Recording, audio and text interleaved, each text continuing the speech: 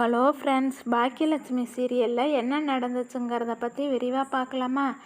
இன்றைய எபிசோட் ஆரம்பத்தில் பாக்கியா பத்திரத்தில் கையெழுத்து போட சம்மதம் சொன்னதும் சுதாகர் வெறும் காலி பத்திரத்தை எடுத்துக்கொண்டு வந்து கொடுக்குறாங்க. அதை பார்த்ததும் பாக்கியா இதில் எப்படி கையெழுத்து போட முடியும், இதில் எதுவுமே எழுதலைன்னு கேட்குறாங்க. கோபியும் அதையே கேட்குறாங்க.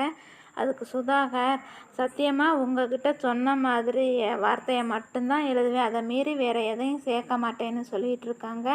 கடைசி நேரத்தில் நீங்கள் கையெழுத்து போடுறதுக்கு சம்மதம் சொன்னதுனால தான் இப்படி வேறு எங்கும் பத்திரத்தை டைப் பண்ணி வாங்கிட்டு வர முடியாது, நேரம் இல்லை, அதுக்காகத்தான் இப்படி கொண்டு வந்திருக்கிறேன்னு சுதாகர் சொல்லி சமாளிக்கிறாங்க. அந்த நேரத்தில் ஈஸ்வரி வந்து ரிசப்ஷனுக்கு டைம் ஆயிடுச்சு, எல்லோரும் வாங்கன்னு சொல்லிக்கிட்டு இருக்காங்க. அதுக்கு சுதாகர், உங்கள் மருமகளுக்கு என் மேலே சந்தேகமாக இருக்கான், நம்பிக்கை வரலைன்னு சென்டிமெண்ட்டாக பேசிகிட்டு இருக்கிறாங்க ஈஸ்வரிக்கிட்ட. அப்போ ஈஸ்வரி வந்து பாக்கியாவை தனியாக கூட்டிகிட்டு போய் கையெழுத்து போட்டு கொடுக்கல அப்படின்னு திட்டிகிட்டு இருக்கிறாங்க ஈஸ்வரி பாக்கியாவை. அப்படி இருந்தும் பாக்கியா வந்து கையெழுத்து போடாமல் நின்றுட்டுருக்காங்க. அப்போ அது இனியா சொன்ன வார்த்தையை நினச்சி பார்த்துக்கிட்டு இருக்காங்க பாக்கியா. இந்த வீட்டுக்காகவும் எனக்காகவும் நீ நிறைய கொடுத்துட்டம்மா, இதுக்கு மேலே உன்னுடைய ரெஸ்டாரண்ட்டை யாருக்காகவும் விட்டு கொடுக்காத அப்படின்னு சொன்ன வார்த்தையை நினச்சி பார்த்துக்கிட்டு இருக்காங்க. உனக்காக எது வேணாலும் விட்டு கொடுப்பேன் இனியா அப்படின்னு சொன்னபடியே பாக்கியா வந்து கையெழுத்து போட்டுட்ருக்காங்க. அதுக்கப்புறம் ரிசப்ஷன் நடக்குது. இனியாவும் நிதிஷும் மாலையை மாற்றிட்டு மோதிரம் போட்டுக்கிட்டாங்க.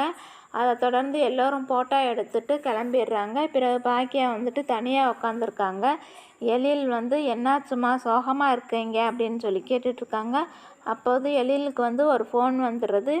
எழில் அந்த ஃபோனை பேசிக்கிட்டே வெளியே வந்துடுறாங்க. பிறகு பாக்கியா மட்டும் தனியாக உட்காந்துருக்காங்க. அப்போது அங்கே வரும் நிதிஷு பாக்கியாட்ட, என்ன ஆண்டி டல்லாக இருக்கீங்கன்னு கேட்குறாங்க. ரொம்ப டயர்டாக இருக்குப்பா அப்படின்னு சொல்கிறாங்க பாக்கியா. அதுக்கு அப்பா உங்களை பற்றி ரொம்ப பெருமையாக சொல்லியிருக்காங்க ஆண்டின்னு சொல்லிகிட்டு இருக்காங்க. நாளைக்கு எனக்கும் இனியாவுக்கும் கல்யாணம் ஆக போகுது, ஏதாச்சும் அட்வைஸ் கொடுக்குறீங்களான்னு கேட்டுட்ருக்காங்க. அதுக்கு அந்த அளவுக்கு நிறைய விஷயம் எனக்கு தெரியாதுப்பா, நீங்கள் ஒற்றுமையாக இருக்கணும், ஒருத்தருக்கு ஒருத்தர் விட்டு கொடுத்து வாழணும், நல்லா நான் வந்து இனியா குழந்த மாதிரி இருந்துட்டான், இப்போ கல்யாணம் ஆக போகுதுன்னு சொன்னது எனக்கே பிரமிப்பாகவும் கஷ்டமாகவும் இருக்குதுன்னு சொல்லிகிட்டு இருக்காங்க. அப்போ நிதிஷ் சொல்கிறாங்க, என்னோட பிறந்தவங்க யாரும் இல்லை ஆண்டி, ஆனால் என்னோடய ஃப்ரெண்ட்ஸு கல்யாணத்தில் பார்த்துருக்கேன், அவங்களோட பொண்ணை எவ்வளோ மிஸ் பண்ணியிருக்கிறாங்கங்கிறத அந்த சமயத்தில் நான் உணர்ந்திருக்கேன். அதனால் நான் இனியாவை வந்துட்டு உங்கள் வீட்டில் எப்படி இருந்தாங்களோ அதை விட நான் அதிகமாகவே நல்லபடியாக பார்த்துக்குவேன் அப்படின்னு சொல்லி நீங்கள் கவலைப்படாதீங்கன்னு சொல்லிகிட்டு இருக்காங்க ஆறுதலாக பாக்கியாகிட்ட. மறுநாள் காலையில் இனியா கல்யாண ஏற்பாடுகள் நடந்துகிட்ருக்கு. அப்போது தாலி கட்டுற நேரத்தில் இனியா பாக்கியாகிட்ட கேட்டுட்ருக்காங்க, நீ ஓகேவாம்மா, இல்லை அவங்க ஏதாவது உங்கள்கிட்ட தொந்தரவு பண்ணாங்களா அப்படின்னு சொல்லி கேட்டுட்ருக்காங்க.